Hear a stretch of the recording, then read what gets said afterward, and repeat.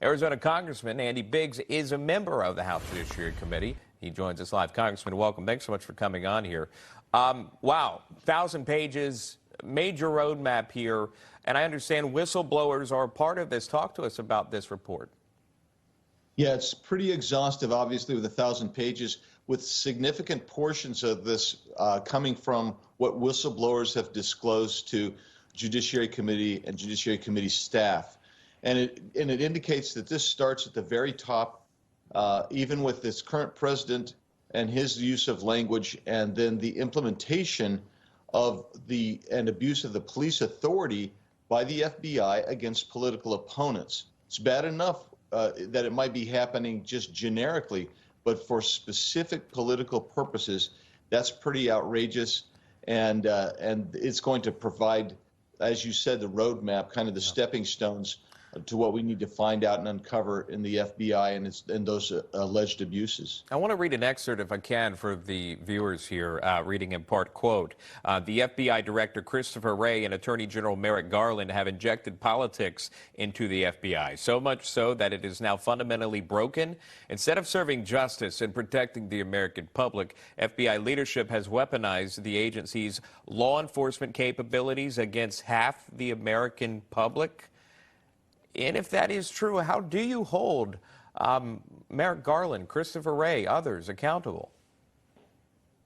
Well, there's a myriad number of ways, but first of all, you basically look at how you structure the FBI, and that means that you might have to dismantle portions of it that are being abusive. You want to keep some of the areas that are relied upon by local law enforcement, but you're going to have to clean that up. And actually maybe disband certain sections of the FBI. You're going to have to address it financially. They're claiming that they want a brand new facility that's going to cost over $500 million. Well, that can't happen until you clean up your act internally, so you have a leverage point with that. And right now there's dissension in the ranks in the FBI because of this politicization. Don't forget that they're trying to purge people who have conservative points of view. And so you use all of those tools with regard to leverage to clean up this mess. And quite frankly, you use the Holman rule to remove the salaries of these bureaucrats like Christopher Wray, who refuse to clean up the mess that's been there for quite some time. I wanted to get to, within the report, some highlights. 5 key allegations by the FBI whistleblowers within this report. So we'll get to the facts of the matter. They're on your screen here, but I'll break this down. Some of it includes this. The FBI artificially inflating statistics about domestic violent extremism in the nation. The FBI abusing its counterterrorism authorities to investigate parents who spoke at school board meetings. And the FBI has abused its foreign intelligence authorities to spy on American citizens, including people associated with the campaign of President Trump in 2016. This report also sheds light, I wanted to move to this too, on Hunter Biden and his foreign business dealings. So it doesn't stop with just the school board, the parents, etc. It says this: mounting evidence from the last 2 years show that Hunter Biden, son of President Biden, has received preferential treatment from federal law enforcement who seem to have turned a blind eye to the potential national security threats presented by his business dealings with Chinese, Russian, and other foreign nationals.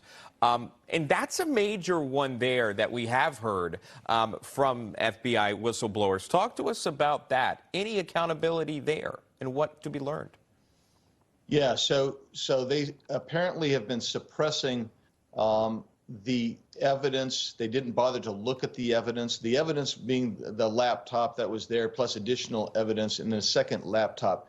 It was in their possession, the FBI's possession, for over a year without them actually even looking into it, even though there had been allegations that it contained criminal conduct or records of criminal conduct on that laptop.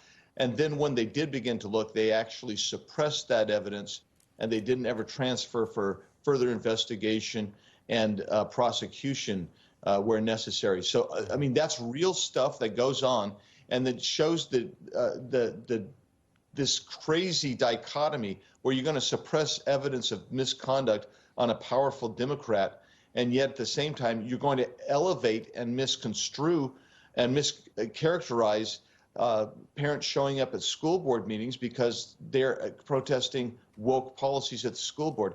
That's just such a blatant political abuse of power that's going on there, and that's got to come out.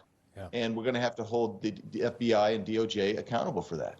Just final question. Obviously, this would be down the road, but if you did indeed look into Hunter Biden business dealings, did President Biden know, et cetera, is there any possibility that there would be a subpoena for Hunter Biden? Well, I would think almost assuredly you would have to subpoena Hunter Biden to come in and testify before Congress and answer to the allegations that are there. But we won't do it like the Democrats do. He'll have his right to have a counsel there, and we'll do this in appropriate due process respect type of proceedings. But the bottom line is you have to get to what's gone on here, find out, and if there was suppression, then we have to hold people accountable. All right, leave it right there. Congressman Andy Biggs, thank you so much for your time here on the Friday. We do appreciate that, Congressman. Thank you.